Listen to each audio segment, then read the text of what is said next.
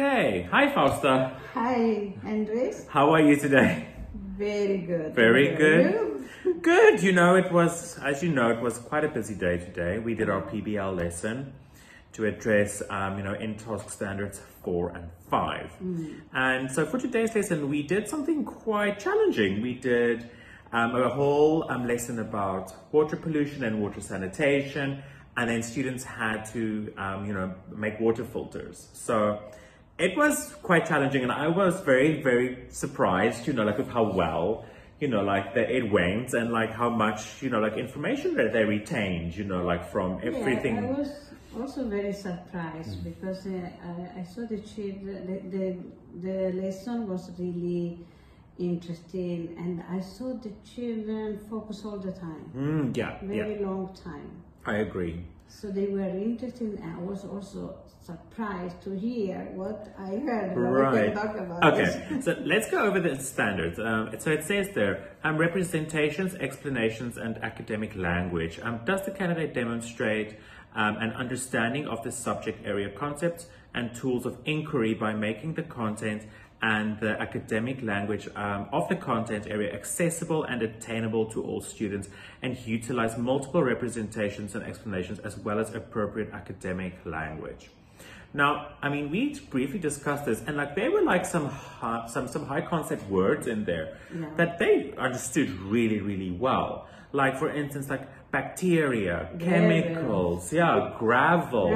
And so terms and things that I didn't think they would pick up so quick, they actually picked up really, really fast. Yeah, and Shishin many times say polluted or pollution. Yeah. So his time concept was a little bit, different, because I would... Maybe he likes this word. Yeah. Which is normal, but I tried to correct them, as, they mispronounce these words, and, just to keep... But I don't want to, hammer on their mistakes. So because I appreciate the fact that they are using the new language, appropriately, and I tried my best, because like you saw, there's some some high concept words like filter and pollution and bacteria. These words are very high, but they understood them actually quite well. So I was very, very pleasantly surprised to see how they responded to it so well. No, I was really impressed by their vocabulary. Their vocabulary is becoming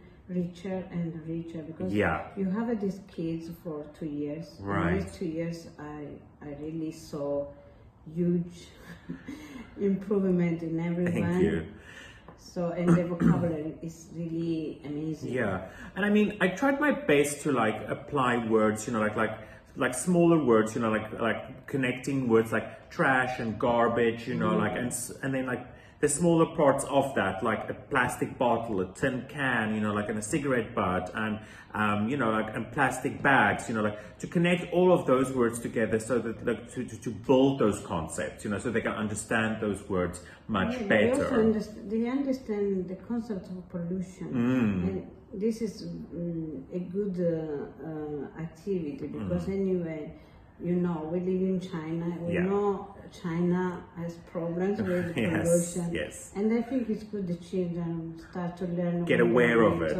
I agree with you 100%. So I think it's a perfect time for them to be, because we did this to introduce, because we did talk about it last year, but not as in depth as we did this year. Building on students' prior knowledge and connecting misconceptions. Does the candidate utilize his or her understanding of the content to link the student's prior knowledge to the lesson while recognizing and correcting students' misconceptions? That's what we talked about just now. But we touched on the topic last year, and last year we were more focused, on how to appropriately recycle things, where do things go in what bins, but now we're addressing a much bigger global issue, So I think they understood what the word pollution was, and it was very good for me it was great for me to build on that, because pollution is the problem, but I think making that water filter should be the solution to that problem. So that's what we're trying. They also understood this one. Yeah. How to improve, what we can do as to improve, our and respect the environment. And I was really impressed today. Yeah. More than the last 2 times. Right.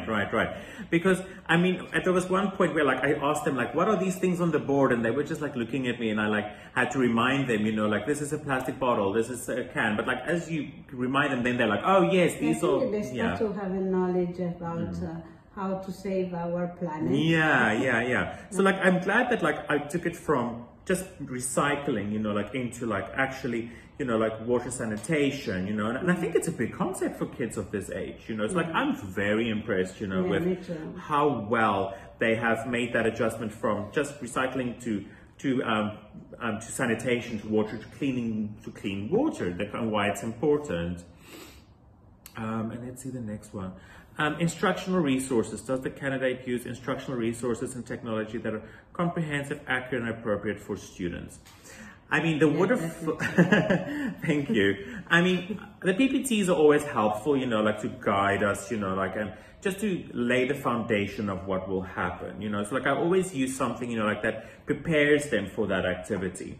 And I was really happy to see that, like, how good they also, like, managed to, like, make their own water I filters. also use the recycled materials, and then this is also connected to Exactly. the pollution film. Exactly. Right, and the natural materials like rocks and sand and gravel. Right. Those interconnecting, like... all interconnected. Yeah. So, like, it was... This is very Reggie, that's fire. Very, yes. So, I tried my best, and, like, I wanted to incorporate, like, the worksheet at the end where they had to score, like, each other's, like, quality of water, like how clean the water is. I think that was something very new to them. That's something they haven't done before. So it was interesting for me to see how they responded to that, because I could see they were, like, a little bit confused and hesitant. Yeah, but also they were very excited, because at the beginning, when you ask them, how do you feel today? But maybe you didn't expect this answer from all of them. And no, I didn't. We are very excited because we are going to make a water filter. Yeah, because we were discussing it the whole week. Yeah. And then I said to them, we will make the water filter at the end of the week. So, like, they were really looking forward to it. So that was very, like, something that, like, because I've shown them, like, on the screen how it works. I've shown them, like, a couple of videos of other kids making water filters and stuff, just to get them, like, an idea.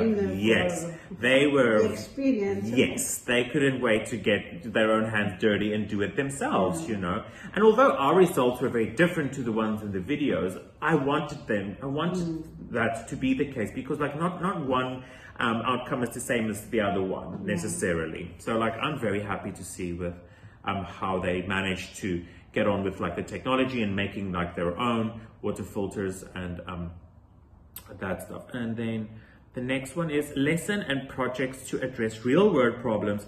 Does the candidate create lessons and projects to address relevant, age-appropriate real-world problems and adequately guide students in analyzing the problems and seeking solutions while incorporating appropriate technology? I mean, pollution is a huge problem, like we know. And I think it starts with something that we are so dependent on, like water, like to bring big awareness to young students. So I think it's important, like we said before, because in China, it's a huge problem. It is a huge problem. You see, sometimes in Shanghai, the pollution level is really high. The air pollution especially, yeah. And I mean, and I think it's good for kids to be aware of these things so they can start to pay attention to this, because, like, like, they are the future, and, like, they're the ones to find new solutions to our current world problems. So maybe they will be the future scientists. Exactly. That's what we want. That's what we want to inspire, and that's what I want, them to, like, to evolve to, like, to, like, think of these big world, these bigger problems that's outside of their homes, because they, even though they're very young, they are very much aware of, like, the environment that they are in, which I was very surprised about as well.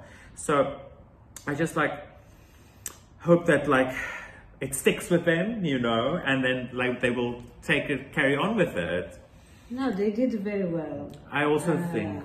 it was very good lesson, and there it was everything today. Yeah. Like, for example, listening, interaction with the kids, Right. hands-on experience, Project-based learning. discussion, Yeah. I mean, observation from the kids. Yeah. Also, no? Because I saw them very interested in what was happening when the water was going. Right, down, and they started to comment, and they then said, started "Look, to it's comment, coming "Oh, out." it's better." Yeah, yeah. No, I agree with you. Okay, and then it says multiple perspectives and interdisciplinary themes. Does the candidate integrate multiple perspectives into interdisciplinary lessons to help students respect and understand the different cultures and backgrounds of diverse populations while making lessons more relevant and meaningful to learners? Yeah, I saw you also introduce other countries Yes. like Africa And and India. Thomas Remembered was that. very brilliant. Yeah, because I did explain to them that like lots of countries do not have So you access. introduced some geography. as Yes, well. I did. I spoke to them about this like earlier in the week, why I'm addressing this water filter thing. I actually explained to them why I wanted to talk about it. So like I said to them, there's many countries outside of this country that have big problems with this. And I talked about Africa and I talked about India. But you also understood that beside the China, Yeah. there are other populations, Yes. other countries Who are and dealing with big problems, you know, problems that they don't people necessarily... that are not lucky. Yeah, like they are. exactly. Like the problems that they don't experience is something that's life-changing for someone else. Because like I showed them these pictures of like kids like scooping like water out of like this muddy pool.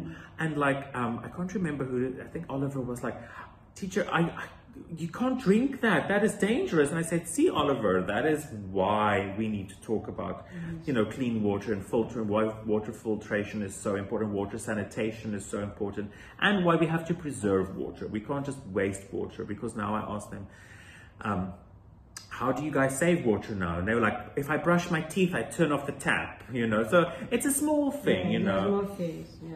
But like I wanted But to... important to Very important. introduce them. Yes. Say their little, yeah. Yes. So, I mean, and then I was also talking about like washing the hands, Also, you know. it's also like a social development, because be aware of others. Yeah, social emotional, taking responsibility. But also be aware that other people with other needs, you know. Absolutely, Fausto. And let's see, is there anything else? That's it for our thing. I mean, yeah, Fausto, thank you so much for once again helping me through all of this and guiding me. I'm very happy. Yeah, I mean, I have to say, like, it was a lot of like preparation. No, there was a lot of preparation, Yeah. a lot of work. Yeah, and I had to be say. very, very clear on like, But I think you can be satisfied, because I mean, you wanted to give a message yeah, to the kids, and I think they received this message very clear, and everyone. And Shishin, I was really pleased Yeah. to see Shishin interact and talk about pollution, because I remember Shishin last year Yeah. was not able to communicate to so well. communicate Yeah. so well. So So it's it's a big, big improvement. yeah. So- Thank you. Okay, thank you, Fausto, so much. And then I'll see you in the next video, I guess. Yes. All right. Bye, everyone. Thank you, bye.